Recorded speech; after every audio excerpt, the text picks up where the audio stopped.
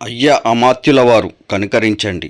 ధాన్యం కొనుగోలుపై తమరు చేసిన ప్రకటనలు, ఎన్నికల సమయంలో ఇచ్చిన హామీలు అట్టకెక్కినట్టేనా అంటూ అన్నదాతలు విమర్శలు గుప్పిస్తున్నారు. కొనుగోలు కేంద్రాల వద్ద జొన్నలు కొనుగోలు చేపట్టాలని డిమాండ్ చేస్తున్నారు. లేని పక్షంలో ప్రభుత్వ వైఖరిని తప్పుపడుతూ రోడ్లపై ధాన్యం బస్తాలతో రహదారులను దిగ్బంచి ఆందోళన నిర్వహిస్తామని హెచ్చరిస్తున్నారు.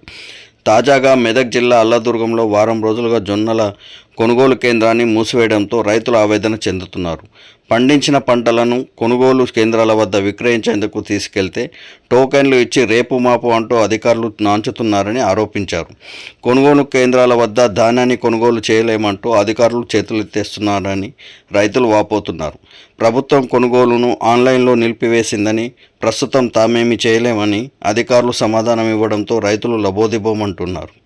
ఆరుగాలం శ్రమించి పండించిన జొన్నలను వారం రోజులుగా అల్లదుర్గంలోని రైతు వేదిక వద్ద ఏర్పాటు చేసిన కొనుగోలు కేంద్రం వద్ద నిల్వ చేసి కొనుగోలు లేక పడిగాపులు కాస్తున్నామన్నారు.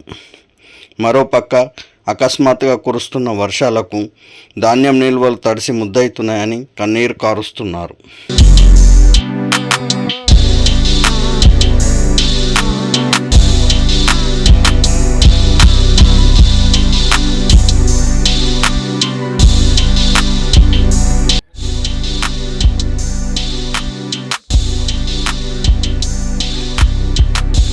దొంగతనం ఇచ్చిండ్రు టోకాలు.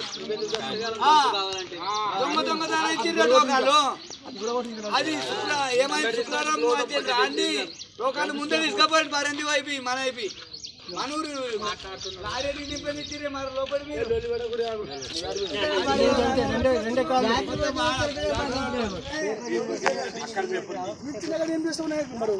2-3 సార్లు చేస్తే అయితే